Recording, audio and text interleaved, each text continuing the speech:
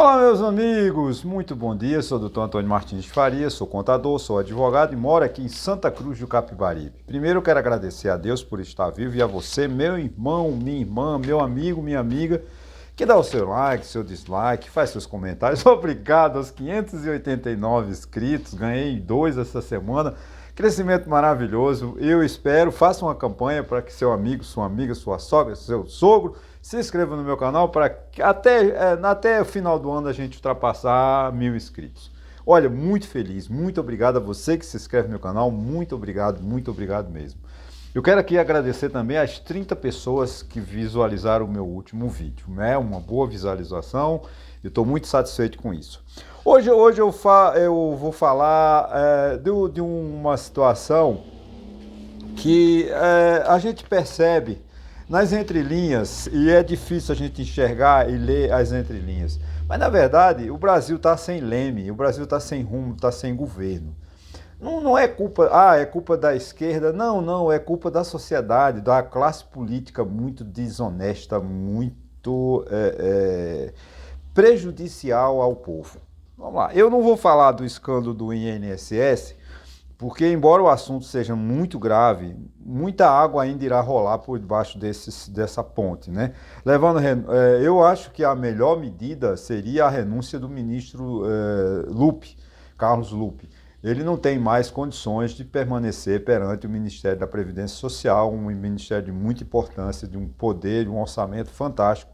E realmente as notícias de jornais que estão circulando, já era para ele, se o Lula não pedir a demissão dele, que é uma estratégia política, eu não vou entrar nesse detalhe, ele devia com honra, né, com a dignidade renunciar.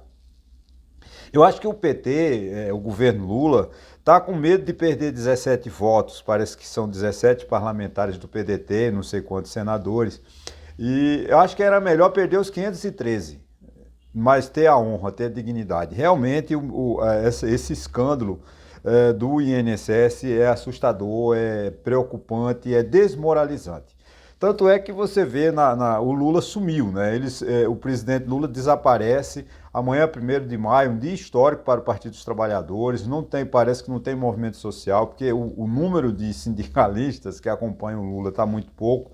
Realmente, então, o Lula não comparecerá amanhã a nenhum evento em São Paulo, lá no reduto do PT, né, no reduto do sindicalismo brasileiro. Isso é muito triste. Isso prova que a esquerda ela está perdida, né? O governo Lula ele está sem encontro. Ele já está em campanha, já está fazendo campanha para 2026, mas ele perdeu o tom, ele perdeu a receita, né, de como governar. Porque não dá. A gente pode dizer que o governo, você está sendo crítico ao Lula. Não estou. É que, infelizmente, os sinais da economia, as situações que ele não discute os verdadeiros problemas. Esse problema do INSS é muito sério. Já era para o presidente Lula ter feito um pronunciamento, ter provado a situação de que realmente foi um escândalo muito grave, né? Não dá para fechar os olhos para a corrupção. A corrupção no Brasil, a gente sabe que ela é generalizada.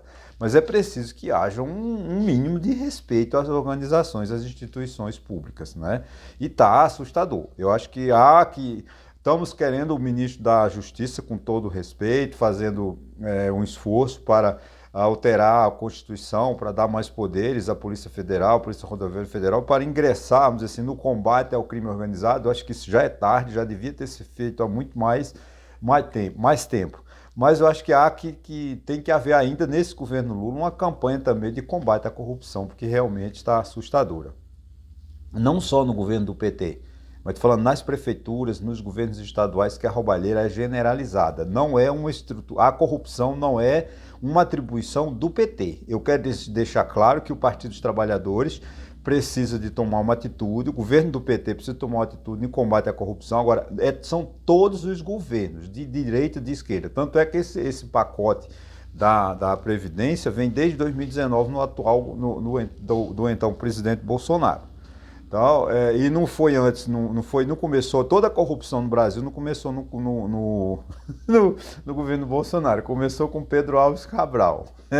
Desde Pedro Álvares Cabral que tem corrupção no Brasil, mas eu acho que ela tomou uma dimensão muito grave, que ela está desestruturando, desqualificando, porque antigamente os políticos tinham qualidade, eles tinham um certo nome, uma certa honra, hoje não tem mais.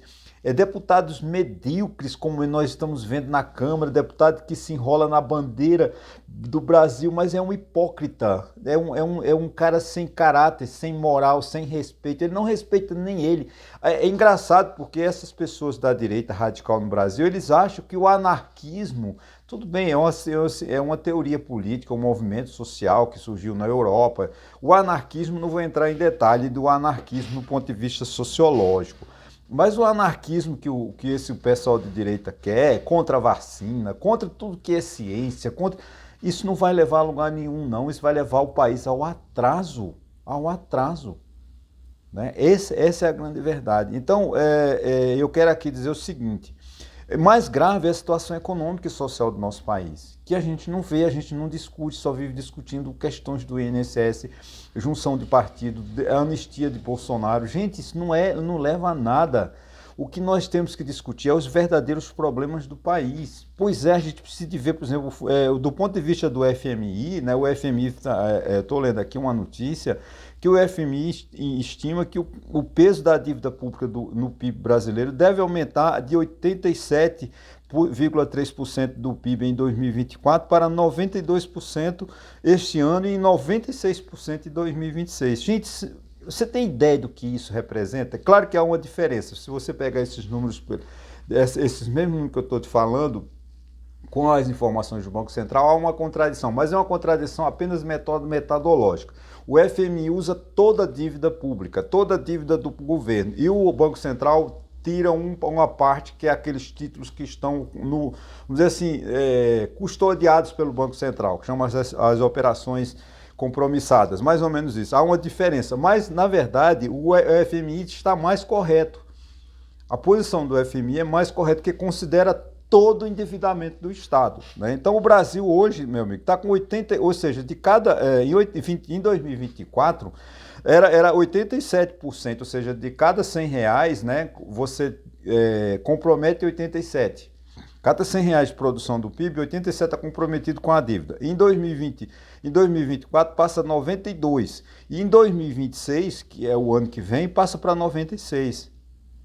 Essa dívida é muito grande. É de 10 trilhões de reais. Né? Hoje, inclusive, tem o editorial do Estadão, fala exatamente disso, que a dívida de 10 trilhões em 2026. Né? O Estadão de São Paulo, a dívida fala em mais alto. É o edital. Quando eu for fazendo esse vídeo, eu tô assim, em acordo, eu preparei em acordo, sem ler, aí sem ler o Estadão. Aí me defronto com essa notícia do editorial do Estadão, é exatamente o mesmo assunto que eu trato nesse meu vídeo que eu resolvi fazer. Então, para o FMI, o Brasil tem um desafio fiscal muito grande e tem. Nós temos que parar essa questão da dívida. O endividamento que o país está entrando não pode, porque vai chegar uma hora, em 2027, 2028, vai empatar a dívida com 100%. 100% de dívida e 100% de PIB. Ou seja, tudo que a gente arrecada é para pagar. Conta, não sobra nada. Não vai sobrar para investimento. Vai ser para as despesas obrigatórias. E o Estado precisa de ter um freio. Aí tem como fazer? Tem, gente. Reformas administrativas, mas a reforma administrativa não é tirar, vamos tirar o super salário. Gente, isso não existe. Isso quando fala, vamos acabar com os super salários do poder. Não, isso não existe. Isso não resolve. Porque o que é que acontece? Tudo eles colocam lá como verbas indenizatórias, o juiz recebe 900, R$1 milhão por mês. Eu não concordo, mas isso não pode refazer, porque na verdade você não pode também tabelar, dizer assim, agora cada executivo do Banco Central, da Receita Federal, da Previdência Social só vai ganhar 46 mil. Ele não vai ser um funcionário público, porque no mercado privado, no setor privado, ele ganha 200, 300 mil por mês, que é um CEO. Né, um executivo de competência ganha 200 mil, 60, 70, 80 mil. Então não adianta tabelar, não vai resolver o problema. O problema é pagar bem administrativamente aos executivos que produzam, cobrar produtividade do setor público que não funciona. Você vê esse caso, desculpa fazer uma analogia com o INSS, desde 2019 que o Ministério da Previdência vem sendo alertado sobre essa questão. Tomou providência? Não. E quanto não ganha o executivo do INSS? Quanto não ganha o presidente do INSS? Porque ele não tem produtividade, ele está lá para acertar amigos de emprego, colocar. O INSS não é administrado pelo ministro Carlos Lupe somente. As superintendências devem ser do Bolsonaro, a superintendência do Rio de Janeiro deve ser do Bolsonaro, a superintendência de Goiás deve ser o Ronaldo Caiado, que indica um apadrinhamento. Não tem adversário político quando é para se dividir os cargos. Não pense você que todos os cargos de comando, os cargos de primeiro e terceiro escalão são só do PT ou dos partidos que são aliados. O Bolsonaro tem aliados dele lá, empregados indicados no Banco Central, na Receita Federal e tudo que é lugar, porque faz parte do jogo político. Eles só brigam no telefone, no microfone das TVs. E nas entrevistas para a rádio, mas na verdade eles são amigos. Toda a classe política é amiga, não tem inimigo. O Sóstenes Cavalcante lá, aquele que é defensor árduo da anistia, ele é amigo do pessoal do PT. Porque no Rio de Janeiro tem interesses que é de Sóstenes e de Sóstones, eu não sei o nome dele, e também tem interesse que é do PT, do PDT, do PSDB, do PSB e assim sucessivamente. Não vamos enganar a população. Né? O estudo estima que a dívida pública brasileira em relação ao PIB brasileiro deve aumentar. Gente, nós vamos chegar em 2026 com 96% do PIB. Isso é muito exagerado. Ou seja, para cada R$100 de arrecada, 96 vai estar comprometido com a dívida. Ah, Antônio, mas você está falando besteira? Não, não estou. Isso é muito importante porque isso vai refletir aonde? Na falta de qualidade do serviço público, que já é péssimo. Não vai ter hospital, não vai ter escola, não vai ter saneamento básico, não vai ter... E os preços, não vai ter calçadas de ruas não vão ser asfaltadas, infraestrutura do nosso país está caindo aos pedaços. E você vê aqui, por exemplo, aqui o Rio Capibaribe, que é o município. A transposição do Rio São Francisco traz água, parece que para a barragem de Boqueirão. Tem algum jogo de engenharia, que eu não sei como funciona, que leva água para o açude de Boqueirão, que é o açude maior do Nordeste, que abastece Campina Grande e algumas cidades do estado da Paraíba. Mas o Rio Capibaribe até hoje não foi beneficiado. Tem uma adutora que eles estão transportando água de não sei uns 100, 200 quilômetros do Rio Paraíba, que vai passar a atravessar o Rio Capibaribe.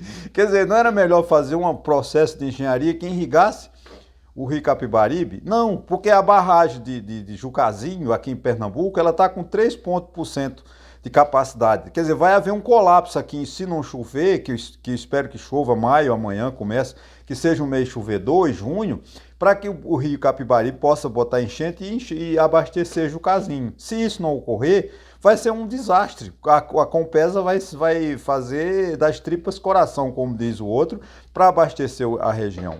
Muita gente vai sofrer falta d'água, falta de abastecimento de água. Inclusive Santa Cruz do Capibaribe sofrerá um colapso. Apesar de que parece que Santa Cruz do Capibaribe está ligada a outra rede, não é de Jucazinho. Mas se Jucazinho secar, vai afetar toda a nossa região, que é aqui do lado. Agora, antes de botar a água do São Francisco no Rio Capibaribe, eles precisavam fazer uma limpeza no Rio Capibaribe, porque o Rio Capibaribe é um nojo, é um lixão público, que as cidades jogam tudo dentro do Rio Capibaribe. Se você fazer uma irrigação do São Francisco, jogando água no Rio Capibaribe, e ele leva água para Jucazinho para abastecer, gente, a água é podre. Porque os prefeitos não se preocupam. Toritama, Santa Cruz do Capibaribe são as cidades que mais, vamos dizer assim, afetam o Rio Capibaribe com a sua, porque tem uma a indústria de tecido e resíduos lá. Eu sei que até é perigoso eu falar disso. Mas o IBAMA já devia ter há quantos anos essa região... Ah, você quer estar contra Toritama, contra Santa Cruz? Não, não estou, mas já era para o IBAMA ter tomado medidas de acabar com as irrigações clandestinas, com as lavanderias clandestinas, porque tem lavanderias honestas. Eu não sou contra as lavanderias, não. Agora, não podia transformar o Rio Capibaribe num lixão. Tudo isso é falta de governo. A gente fica discutindo papéis, né, de discussão lá, Bolsonaro, anistia. Gente, a anistia é uma piada. anistiar esses golpistas é uma piada. Essa lei que estão discutindo no Senado, parece que estão fazendo um acordão, vão reduzir a pena, eu concordo. O Senado e a Câmara têm o dever de votar uma lei que seja adequada ao momento atual. Agora, anistiar futuros golpistas, porque o que esse projeto de anistia está dizendo? Não será mais punido quem praticar golpe de Estado. E golpe de Estado há de ser crime. A tentativa de golpe de Estado há de ser crime. Penalizar aquelas pessoas que quebraram, que destruíram, eu acho que deve penalizar, mas deve ser uma pena menor do que quem projetou, as principais lideranças do golpe. Pega os líderes do golpe, quem defendeu o golpe, quem praticou, deputado, senador, ex-presidente, presidente da República que pregou o golpe, pune esse, porque ele tem a obrigação de defender a democracia. Um parlamentar que defende um golpista, ele não pode ser eleito. O povo tem que rejeitar esse candidato, porque uma pessoa que se diz democrático vai para o palanque pedir voto e defende golpe de Estado, apoia golpista, uma pessoa dessa não tem respeito. É a mesma coisa, por exemplo, a direita parece que está se unindo para se botar o Tarcísio de Freitas candidato a presidente da República em 2026. Com todo respeito, não quero aqui, não sou contra, mas eu vou confiar em Tarcísio de Freitas? Não, Tarcísio, acho que é Tarcísio, o atual governador de São Paulo.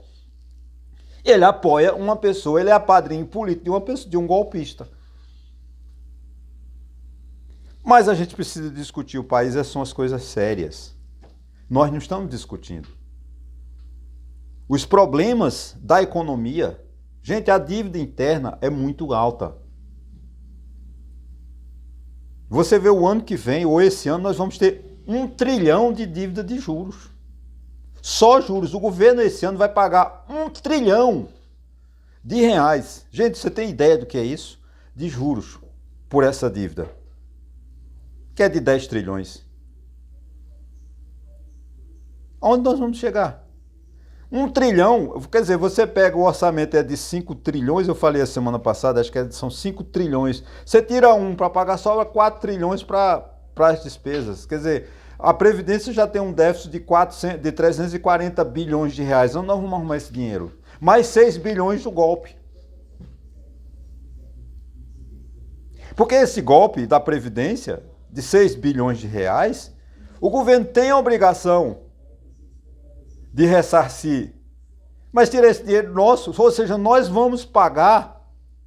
Você veja como o Brasil é difícil. O Brasil, nós vamos pagar o que fomos roubados. A burocracia, a incompetência, a desonestidade desses ministros da Previdência e seus assessores roubam 6 bilhões e quem vai pagar é o povo brasileiro. Da onde vai sair esse dinheiro? Do nosso orçamento. Eu acho que tem até dificuldade do governo dizer eu vou ressarcir, mas tirar esse dinheiro da onde? Tem que aumentar uma contribuição, criar uma contribuição, fazer alguma coisa, tributar alguém para pagar essa dívida. Que é justo, eu acho que devia pagar esse mês. Não é deixar para maio, para junho, para julho, não. Devia ressarcir imediato. Tem como o INSS saber em quantos meses cada pessoa, cada aposentado foi lesado. Não precisa do aposentado ir dirigir-se à Previdência Social para solicitar o reembolso. O INSS tem como ver de quem ele descontou a vida toda. Agora, o problema é, nós vamos pagar por uma coisa que fomos roubados.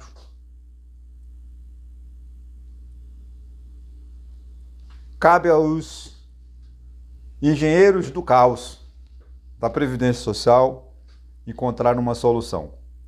É injusto que nós que fomos roubados, agora somos obrigados a reembolsar as pessoas que foram lesadas. Com justiça, as pessoas têm todo o direito. Ah, foi só R$45, muita coisa. Para uma pessoa que ganha salário mínimo, R$45 é muita coisa.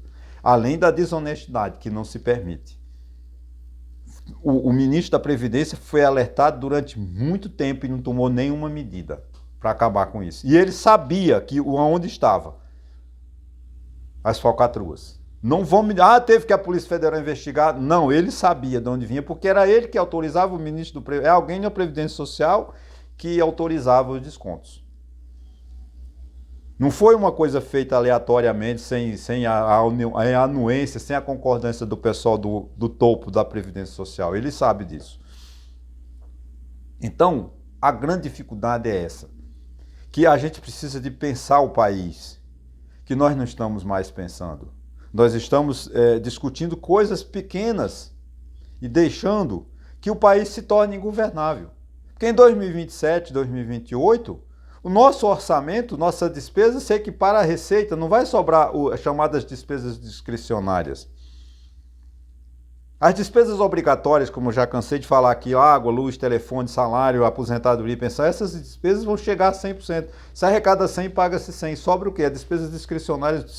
As despesas discricionárias são aquilo que sobra do orçamento. Quando você faz um orçamento, estima a receita, estima a despesa, diz quanto a meta fiscal, quanto quer terminar no final do ano, e aí sobra a diferença, é o que chama de despesas discricionárias, onde o governo investe aonde acha prioritário, onde tem mais necessidade. Vamos investir no Nordeste, vamos investir na região Norte, amparar o nosso índio, combater incêndio. Cadê o dinheiro para isso? Não tem. Por quê? Porque sobra 200 bilhões, 70 bilhões vai para a Câmara e o Senado distribui verba para os amigos.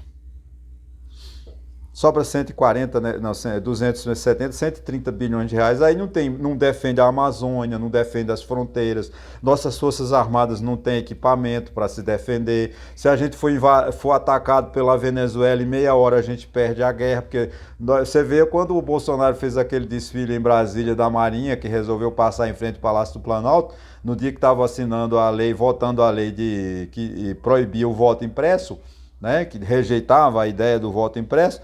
Os caminhões, os tratores, sei lá o que, os da Marinha pegando fogo, fumaçando e poluindo o ar de Brasília.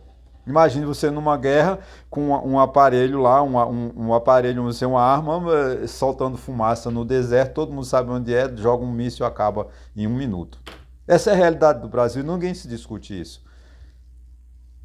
A realidade do Brasil não tem infraestrutura, não tem fiscalização. Nossos presídios são um desastre. A masmorra que nós temos. O ministro da Justiça ontem estava falando que o nosso sistema prisional é inconstitucional. Ou seja, o governo, seja o governo federal, o governo estadual, não cumpre a Constituição quando se trata do presídio. Ah, não foi você que está dizendo isso, não, foi o ministro da Justiça. E tem uma decisão do STF dizendo a inconstitucionalidade do sistema prisional brasileiro. E o que é que se faz? Ah, mas são bandidos. Não são. Eles são bandidos, são condenados, são. Mas você tem que defendê-los, eles também são brasileiros. Eles só perdem o direito de ir e vir. Os outros direitos eles têm. Nós precisamos de ter outro olhar para o sistema prisional. Não é entregar as masmorras que nós estamos entregando. Mais de 1.400 presídios dos estados, eu acho que 12 ou 18, não sei quanto, da União Federal, que estão num desastre. Você vê em maio do ano passado, não me lembro qual foi, teve uma questão daqueles fugitivos de Natal. Até ver se terminar a obra. Você vê, agora estão completando 1 ano das obras lá do Rio Grande do Sul. Foi um dia, vamos salvar o Rio Grande do Sul, 40 bilhões, 30 bilhões. Olha a notícia. 1 ano, não tem uma obra concluída, nem uma casa distribuída.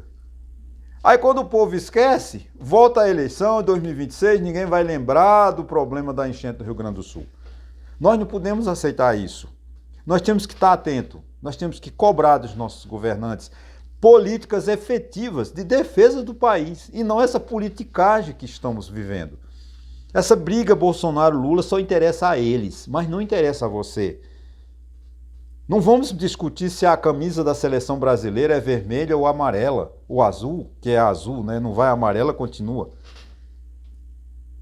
Isso não resolve o problema do país. Não vamos discutir anistia, porque isso não resolve o problema do país. Discutir anistia é você dizer, olha, façam o que quiser, desobedeçam a lei, descumpra a lei que está tudo bem. Você pode muito bem, vai descumprir a lei, depois vem um governo e perdoa. Não pode. Agora, eu sou favorável à medida que estão tomando no Congresso Nacional, tentando um acordo para reduzir a pena. Nossa Constituição permite a redução de pena e beneficia o réu. Né? Uma lei, ela retroage só para... Nosso sistema de leis só retroage, ou seja, só retorna para trás para beneficiar o réu.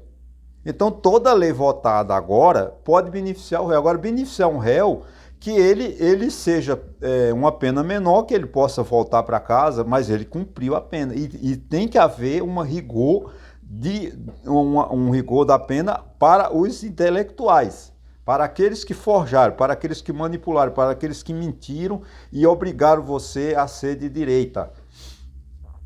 A pior coisa do mundo é ser um pobre de direita, mas tudo bem, tem muito pobre de direita. Pobre de direita é um desastre. Porque a direita ela só aceita o rico, ela só aceita o branco, você vê o governo americano. O governo Donald Trump, que é de direita radical, está lá fazendo uma autocracia, mandando, assinando, mas sempre tirando o pobre, expulsando os ilegais que entram nos Estados Unidos, que são carentes, são pessoas carentes, e que ele está explorando isso para ganhar dinheiro. Gente, eu quero aqui a reflexão, e vou encerrar aqui, a reflexão é o seguinte: nós precisamos de pensar no país. Pensar no país é você ter uma política econômica que reduza a despesa, uma política econômica que consiga baixar a taxa de juros, uma política econômica que amplia. Não podemos deixar o Brasil só com 5 bancos, que eles monopolizam, eles fazem o que quer. Não podemos deixar que medidas como essa do INSS se perpetuem. Infelizmente, a corrupção ela está generalizada em todos os setores, não é só do governo federal, está nos municípios, está nos estados e está na União. Mas a gente precisa discutir. Agora, dessa forma como nós estamos discutindo, A ou B, branco ou preto, vermelho ou amarelo, não vamos chegar a lugar nenhum. A gente precisa de discutir o país, votar melhor em 2026 para presidente, para governador. Não me venha com essa onda que não tem candidato. Tem. Não vamos polarizar como polarizamos em 2022, quando ficou Lula e Bolsonaro. E virou essa praga, essa dicotomia, essa coisa, falta de democracia no Brasil. Porque isso acaba tirando a democracia. Dois candidatos polarizados. Eu tenho medo de 2026 vai se repetir a mesma coisa. Mas eu tomara que haja um candidato de centro, um candidato que possa realmente apontar saídas. Porque qualquer governante, a partir de 2027, ele tem que fazer uma nova estrutura, porque o atual arcabouço fiscal, o orçamento fiscal, a maneira como está sendo, chegou ao fim. Nós chegamos ao limite. Não adianta fazer uma PEC o ano que vem autorizando mais de 200 bilhões, como foi dado ao Lula. Quando o Lula assumiu em 2023, fizeram uma PEC autorizando o Lula a gastar mais de 200 bilhões. Ele gastou, mas não resolveu o problema, porque não atacou o problema. O problema tem que ser atacado assim, um projeto que reduza despesas, que reduza a dívida interna, que o governo pare de se endividar, para que sobre dinheiro nos bancos, para que ele possa emprestar para o empresário investir em negócios, em investimento. Porque da atual forma, como o governo está precisando de dinheiro cada dia mais para pagar suas dívidas, honrar seus compromissos, não sobra para os bancos capital. Aí o que acontece? Se você vai ao banco hoje tomar emprestado, o juro é de 50%. Isso não dá por quê? Porque os bancos não têm que emprestar para você, porque ele compra os títulos do governo. Então o governo tem que parar de gastar, o governo tem que reduzir despesas, o governo tem que melhorar em educação, o governo tem que investir em saúde, tem que investir nos setores que não estão investindo. Que o país está esquecido, a realidade do Brasil é o esquecimento total por parte dos governantes. Nós não temos governo, nós não temos segurança pública, nós não temos educação, nós não temos saúde, nós não temos nada. Mas a política de Brasília, eles ficam lá fazendo passeatas e discutindo política de me dar um emprego, me dar o gabinete. Não pode isso, a gente tem que ser um governo que realmente ataque a ferida, dê o remédio certo, porque o problema, a doença do Brasil é o gasto exagerado, sem administração. O Brasil não tem administração pública, lamentavelmente. Gente, muito obrigado e até a próxima.